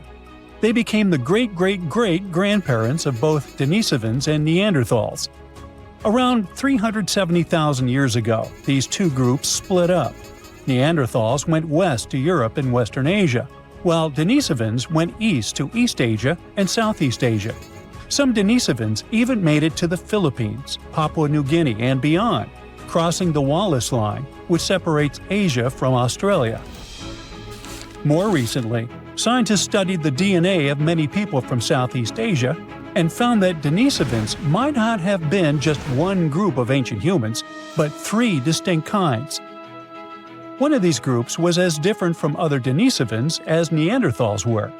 Some Denisovans may have lived longer than the Neanderthals, who disappeared around 40,000 years ago. A study suggests that one group of Denisovans lived alongside modern humans in New Guinea until at least 30,000 years ago, and maybe even as recently as 15,000 years ago. If that's true, they were the last humans on Earth besides us. This surprising discovery is part of a growing number of finds showing that ancient Asia was full of various versions of humans, including the newly discovered kind in the Philippines. Scientists now realize that the islands of Southeast Asia were a hotspot for early humans. They believe learning more about early humans could help them better understand the genetic properties of people in Indonesia and neighboring regions, and even improve healthcare in the region. Researchers found special clues in their DNA that show ancient human groups split apart an exceptionally long time ago. When Homo sapiens traveled from Africa, they formed families with other early humans and passed small pieces of those ancient relatives' DNA down through the generations. Scientists still don't know for sure why Denisovans and Neanderthals disappeared while Homo sapiens survived. One plausible reason is that Neanderthals and Denisovans lived in small, close-knit groups, which may have caused health problems over time. Our ancient ancestors lived in big groups with more genetic variety, which helped them stay healthier and adapt to changes. Another big advantage was that Homo sapiens had strong social networks. They shared innovative ideas, tools, and survival skills. In the end, Denisovans couldn't handle the tremendous changes happening on Earth and slowly disappeared. In a frosty Canadian park, hidden deep beneath layers of thick ice, scientists discovered a bizarre skeleton they named the Frozen Dragon. The skeleton had been in the frozen ice for millions of years. It took experts decades to work out the species of this strange fossil. It was identified as a new genus of pterosaur. Pterosaurs were massive flying reptiles with wingspans of over 16 feet. Their heads were 3.5 times the size of their bodies. Pterosaurs lived 76 million years ago when they soared above the dinosaurs. Scientists described them as the biggest, meanest, and most bizarre animals that ever flew. The new genus has been named Cryodragon boreas, which translates to Frozen Dragon of the North Winds. In 2013, a young mountaineer was climbing one of the tallest mountains in Western Europe, Mont Blanc. He noticed a strange metal box poking out of the snow. The mountaineer pried the box open and found that it was filled with precious rubies, emeralds, and sapphires. The climber immediately handed the box to the authorities. It was discovered that the box likely belonged to a passenger on one of 2 flights from India that crashed into the mountain over 50 years ago. The box was valued to be worth over $200,000, and authorities are still searching for the heir to the small box of treasures. In northwest Siberia in 2007, a reindeer herder was on an outing with his sons when he noticed something strange in the ice. The man realized it was a frozen mammoth calf and immediately contacted the local museum. The calf was named Luba and was the best preserved mammoth mummy in the world at the time of its discovery. Luba had been in the ice for 41,800 years and is around 30 to 35 days old. From trunk to tail, the mammoth calf is roughly the same size as a large calf. If you're interested in seeing for yourself, Luba travels to museums all around the world. On the frozen continent of Antarctica, covered in layers of ice and snow, is Mount Erebus, the frozen volcano. The volcano was discovered in the middle of an eruption in 1841 by explorers on an Arctic expedition. The volcano is over 12,000 feet tall and has been active for the last 1.3 million years. Deep within the middle of the volcano is a huge crater filled with large volumes of molten lava. The volcano has occasional explosions, which means it's classified as being in continuing eruption. However, these eruptions are nothing to worry about because they're generally rather small. Back in 1991, 2 hikers were traveling across the Italian Alps when they stumbled across a body that they presumed to belong to a recently lost hiker. The duo trudged back down the mountain to report their unfortunate findings. Once the remains were recovered, it was clear that the body was not recent at all. Scientists determined that the Iceman was more than 5,000 years old and named him Otzi. The discovery was unlike anything scientists had ever before seen because the body was so well preserved. For years, Otzi was studied by scientists who discovered that our ancestors have a lot more in common with us than we ever knew before. Otzi was covered in ink body art. Research done on the contents of his stomach revealed that his last meal was dry-cured meat, similar to the bacon we eat today. Otzi has at least 19 relatives living today, somewhere in Central Europe. Scientists were researching ancient squirrel burrows in Siberia when they came across something interesting. One of the squirrels had hidden away precious seeds deep beneath the ground. The seeds had been encased in ice for 32,000 years. The seeds were for the flower Silene stenophilia, which had long since gone extinct. Amazingly, scientists were able to recover plant tissue from inside the seeds and grow an entire crop of flowers. They've since reintroduced the previously extinct flower to natural habitats all across the world. In 1930, a team of Norwegian scientists sailed around the Arctic Ocean, conducting research on the seas and glaciers. They reached White Island, a dangerous and icy land no human had set foot on before, or so they thought. The scientists were shocked to discover the tip of a small boat sticking out of the snow. Frozen inside the boat, they found scientific equipment and various personal items, including a jacket monogrammed S.A. Andre. They had discovered the wreck of the famous Andre Arctic balloon expedition. In 1897, Swedish explorers, led by Andre, attempted to travel to the North Pole by hydrogen balloon. No one had ever heard from them ever again. People only found out what happened to them when the wreck was discovered 33 years later. It turns out that the balloon had crashed on White Island only 2 days after departing from Sweden. The explorers traveled along the island on a small makeshift boat, but were unable to make it any further.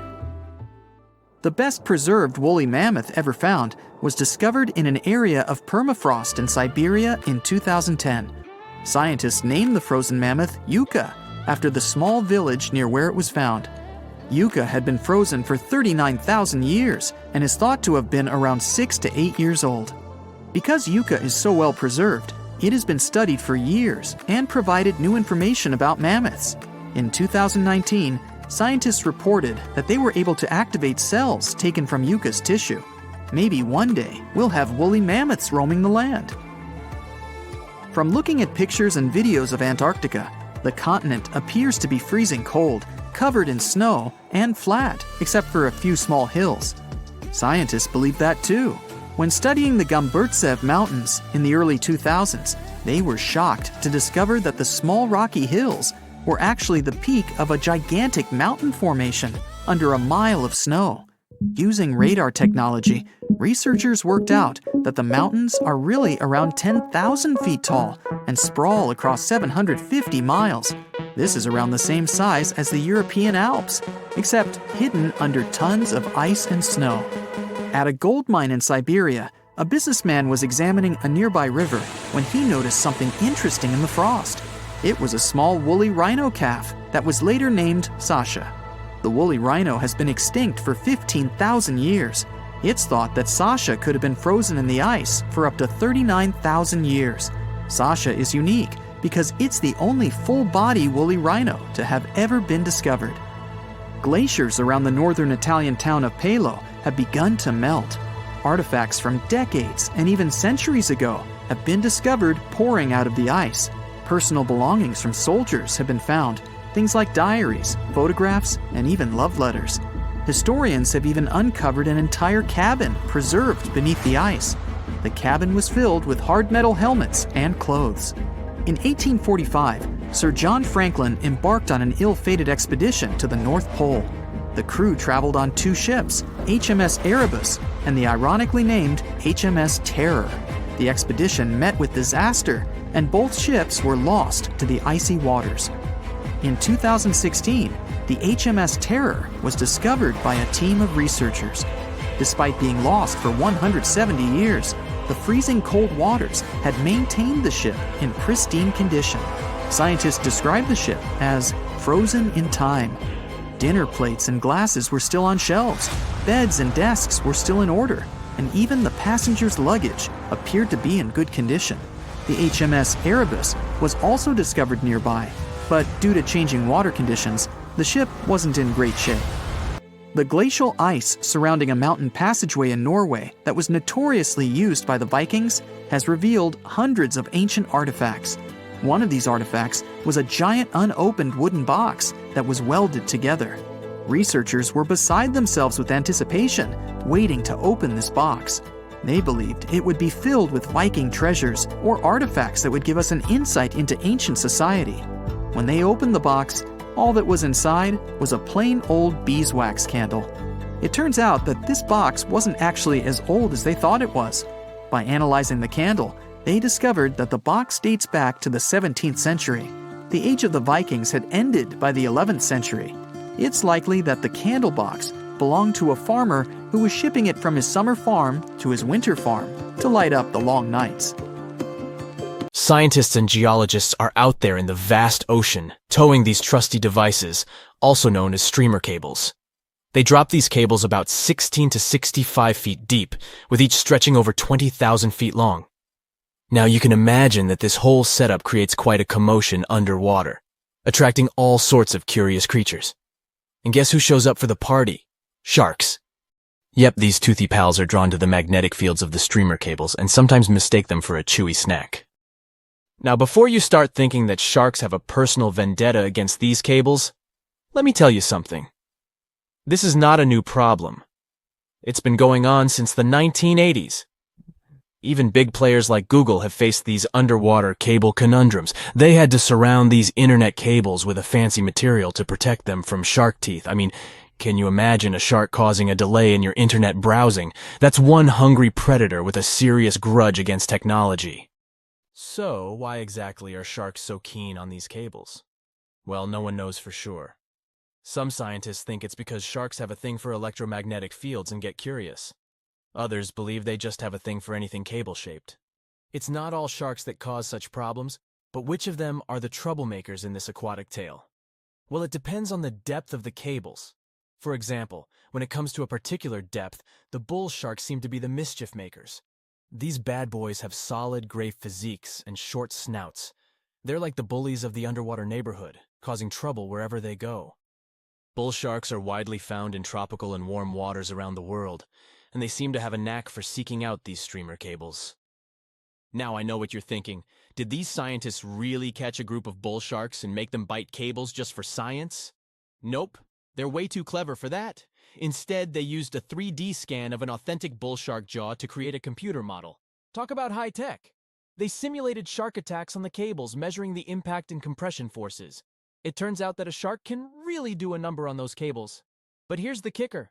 The strength of the cables depends on how fast the shark is swimming when it decides to take a chomp. So if you see a shark cruising by at top speed, you better watch out for those cables. But wait. We can't blame the poor sharks entirely for the fate of these underwater cables. A 2009 report points out that a lot of fish have a considerable history of nibbling on cables. It's like a buffet for these underwater creatures. Barracudas, sharks from shallow and deep waters, and even some other sneaky culprits have been identified as cable biters. They just can't resist sinking their teeth into the cable wrapping, which then lets the power conductor hang out with the seawater. It's a recipe for cable failure. Still curious about the fascinating world of cable installation? Did you know that more than over 90% of international data takes a watery journey? These cables, which are like underwater highways, stretch for hundreds of thousands of miles beneath the ocean's surface, reaching depths as deep as the size of Mount Everest. Now, you might be wondering how these cables are placed. Well, it's not as simple as dropping wires in the water like in the cartoons. In fact, it requires some careful planning and specialized boats called cable layers. These brave boats meticulously run the cables across the flat surfaces of the ocean floor, making sure to steer clear of all obstacles that Mother Nature throws their way.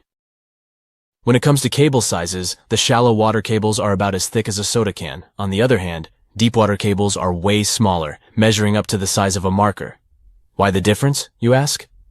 Well, it's all about vulnerability. Way down there, 8,000 feet below sea level, there isn't much action going on. Therefore, these deep-sea cables don't need as much shielding wire for protection. They're like the skinny swimmers of the cable world, gliding through the depths with ease. But let's not forget about the installation costs. Brace yourself, because placing a cable across the vast expanse of the ocean is no bargain. We're talking about millions of dollars. Now, the actual price may vary depending on factors like the total length of the cable and its destination. But trust me, it's definitely not pocket change. Installing shallow water cables is quite the spectacle. They're carefully stuffed beneath the ocean floor using high-pressure water jets. It's like giving these cables a cozy underground home, shielding them from the whims of the ocean currents. So, while cable installation may be slow, and let's face it, a bit expensive, it's truly a remarkable feat of engineering. The underwater world is a complex and delicate ecosystem, and the cable layers take great care to ensure that their installations don't disrupt the marine life and habitats that call the ocean home. It's a balancing act between technological progress and oceanic conservation, and they're doing a pretty good job at it.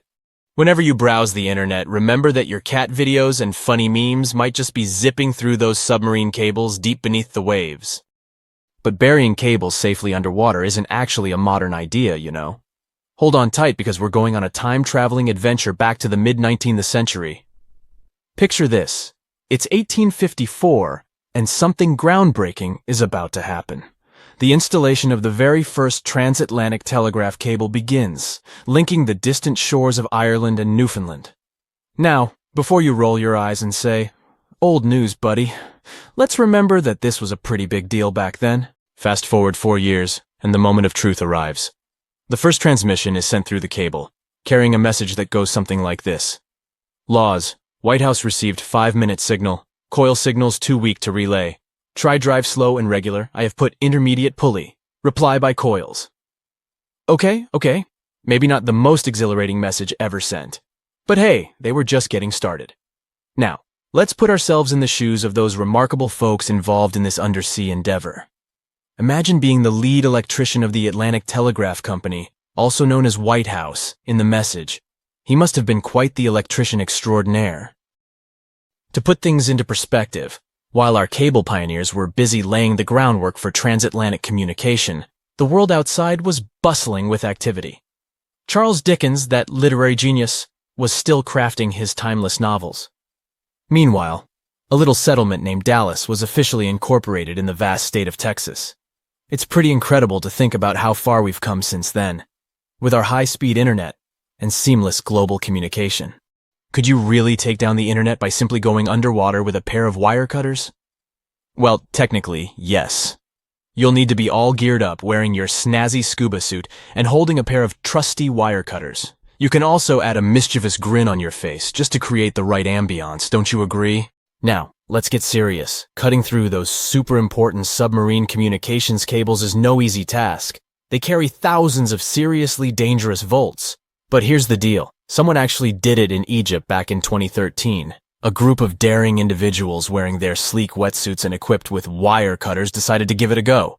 Their target? The Southeast Asia Middle East-West, Europe E4 cable. A whopping 500-mile lifeline that connects 3 continents. As soon as those mischievous cable cutters did their thing, chaos ensued. Internet speeds in Egypt took a nosedive, plummeting by a staggering 60%. Can you imagine the frustration of trying to load a cute puppy video and having to wait for ages? But hey, let's keep things lighthearted here. The internet, like a phoenix, rose from the ashes once the cable was repaired.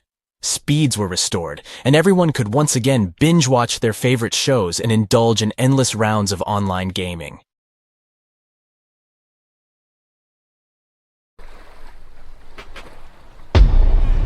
Many terrifying animals live deep beyond the waves, like this vampire squid living 3,000 feet below the surface in almost complete darkness. This animal has a cloak, like a vampire's.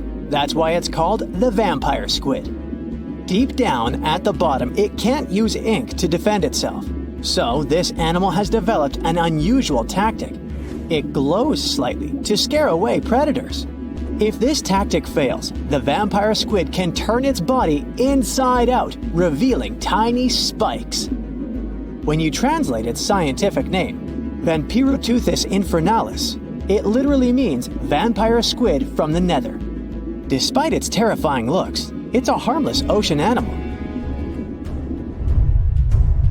This previous creature was not from space, but this object definitely is. Before Elon Musk found a way to reuse rockets, NASA would simply drop old ones after launching astronauts into space, most of the time in the ocean or deserts. In 2012, Jeff Bezos launched a mission to find the Apollo 11 rocket. They found it by using sonar, but it was in terrible condition. It was sitting on the bottom of the ocean, not far from the predicted site. They were able to rescue the engine and reconstruct 2 of them. The most famous lost city is Atlantis, but sadly, we still haven't discovered it. However, Heraklion was also just a myth until one British pilot saw something that looked like a city while flying over the Mediterranean Sea. He reported it, and 60 years later, a group of divers went there. They were shocked when they found an entire city underwater. It was loaded with artifacts that could tell us a lot about the history of the place. Now it's one of the best underwater archaeological sites in the world. It's believed that the rising sea caused the whole city to go underwater. The Titanic sank in 1912. The wreck was claimed to be officially discovered 74 years later. In reality, though, a fisherman found the Titanic 8 years earlier while fishing in the Atlantic Ocean. He was pulling out his net when he spotted a head stuck in it. Luckily, it was just a doll's head. Years later, after the fisher had passed away, his son sold the doll to a doll collector. She did a lot of digging and research on every person who had a porcelain toy on the Titanic. She found the owner of the doll. Ava Hart was on the Titanic and had a doll with her. Ava survived the catastrophe by a miracle, but her toy didn't.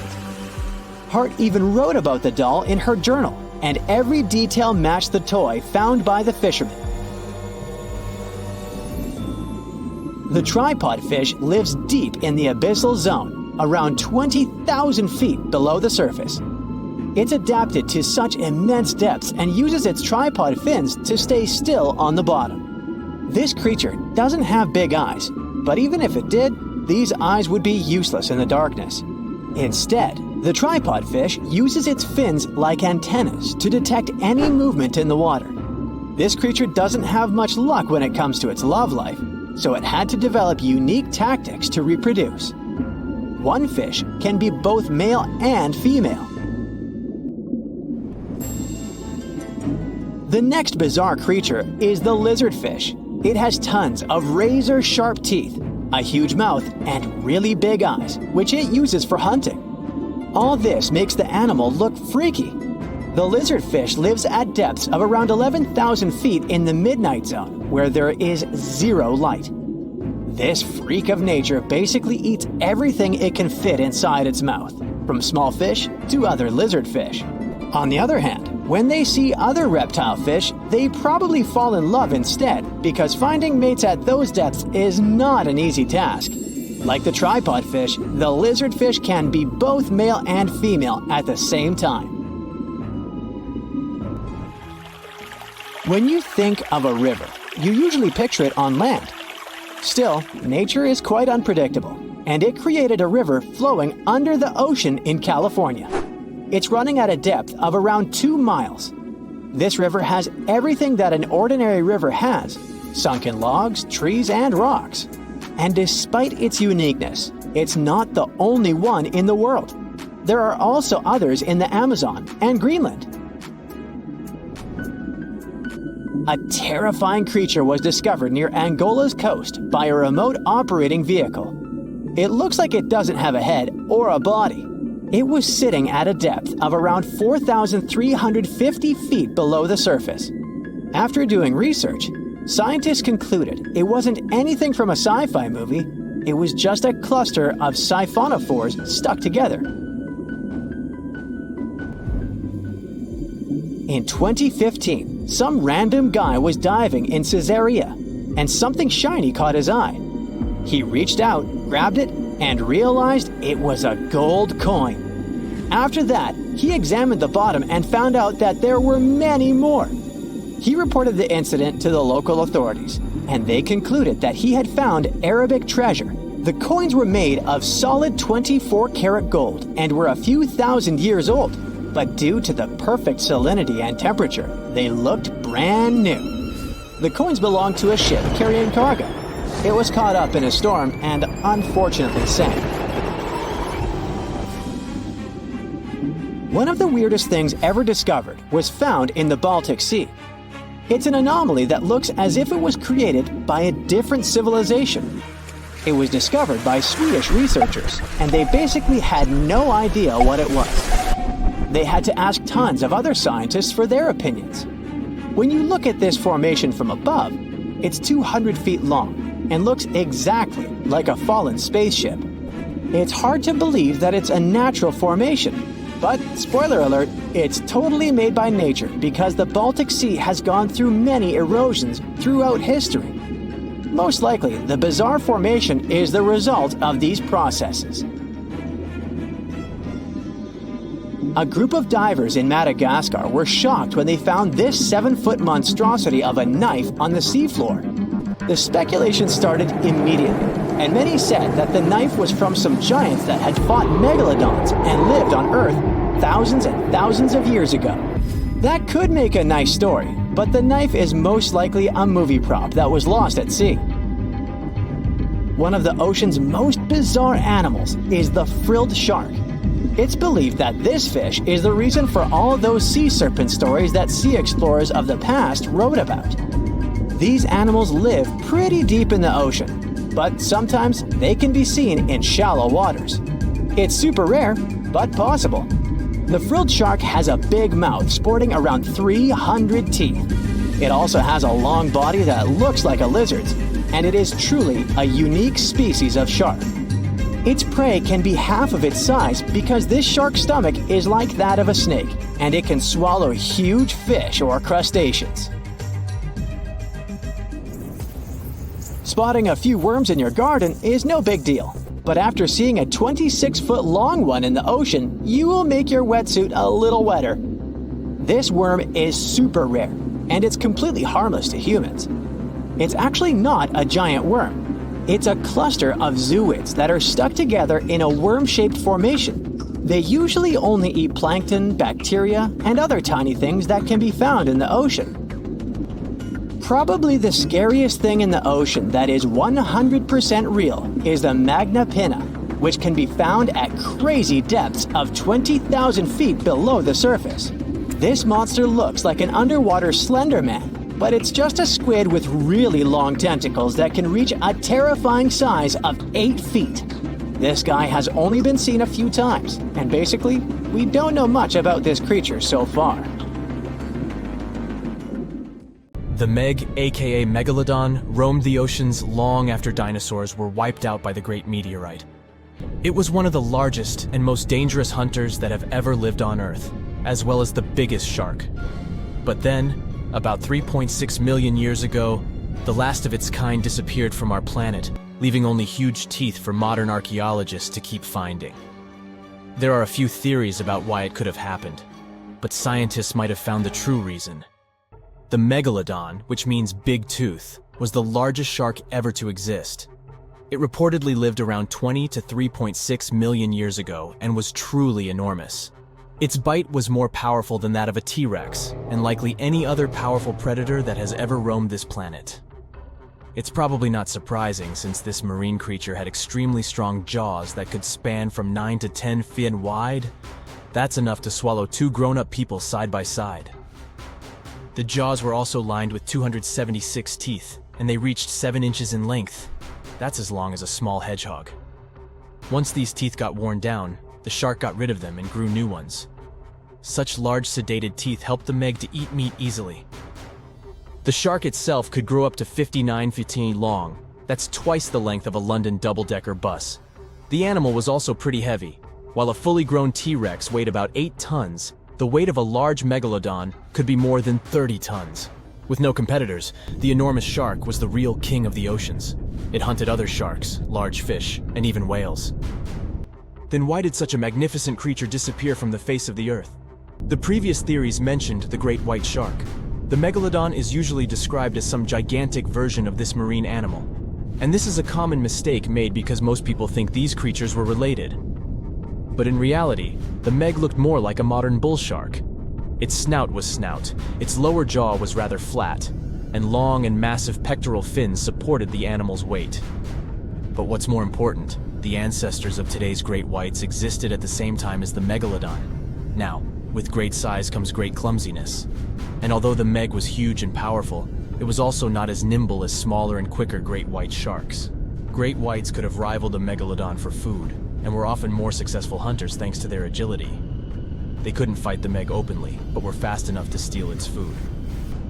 So according to this theory, the only food left for the megalodon were whales and equally big marine animals. Grown-up Megs could easily catch such beasts, but their offspring were much smaller and more vulnerable than their parents. Could smaller sharks have used this to their advantage? Maybe while megasharks were still little, they became a meal for great whites, as well as bull and tiger sharks. Even at those times, a great white shark could reach the length of 20 feet, while a megalodon kid was definitely smaller. But even if there had been no open confrontation between young megalodons and smaller grown-up sharks, Meg kids wouldn't have been able to find food for themselves to grow to adulthood. The reason is the same.